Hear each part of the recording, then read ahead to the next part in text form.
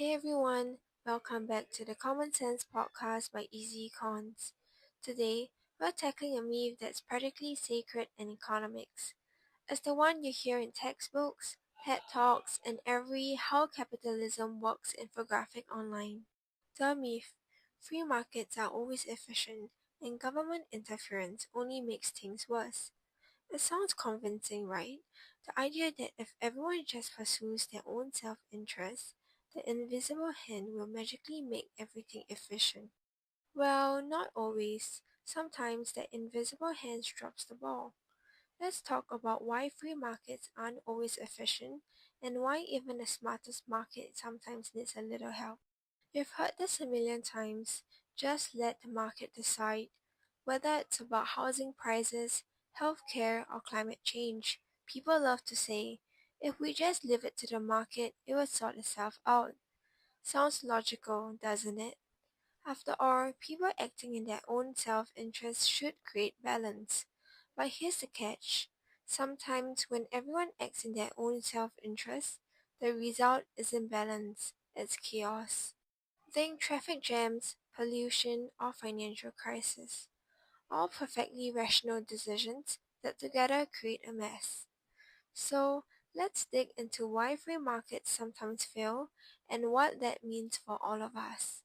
The free market story goes like this: people know what they want, businesses know what people will pay for, prices rise and fall based on supply and demand. No need for government meddling, the market self-corrects. And yes, this works beautifully in many cases, like smartphones, sneakers, or streaming services. Competition drives innovation and better prices. But the myth lies in the word always. Because there are times when the market gets it wrong, and wrong in ways that affect everyone.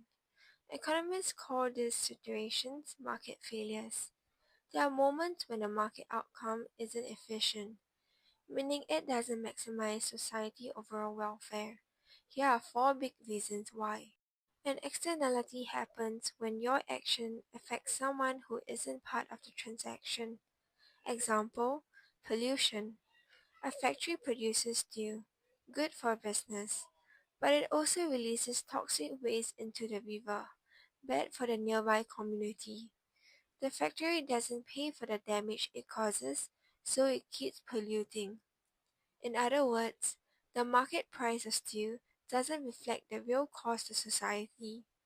That's why governments step in with regulations or carbon taxes, not to kill the market, but to fix what the market ignored. Imagine if fire stations, street lights, or national defense were left entirely to the market.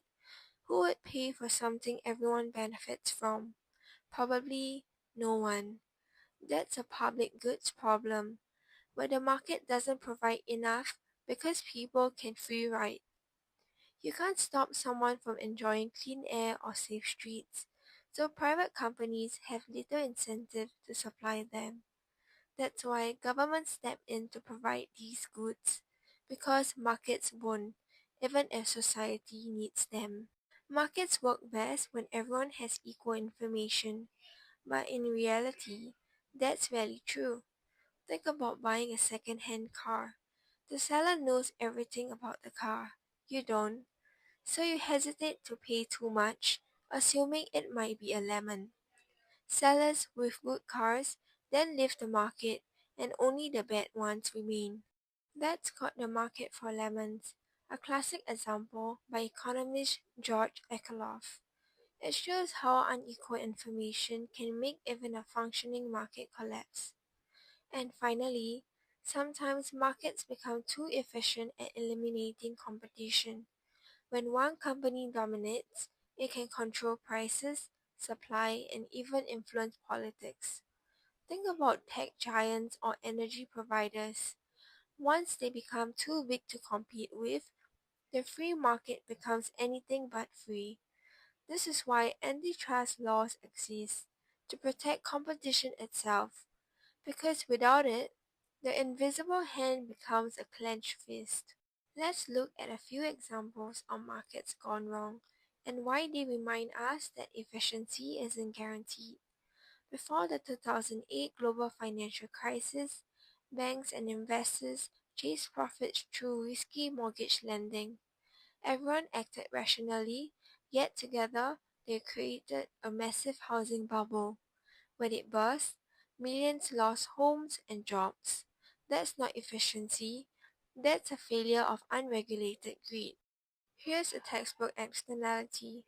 For decades, industries emitted greenhouse gases because it was cheap and profitable, but the environmental cost was invisible in the market price. Now we're paying that price through rising temperatures, floods, and wildfires. In healthcare, information asymmetry is massive. Patients don't know as much as doctors or insurers, which means the market for health doesn't behave like one for burgers or shoes.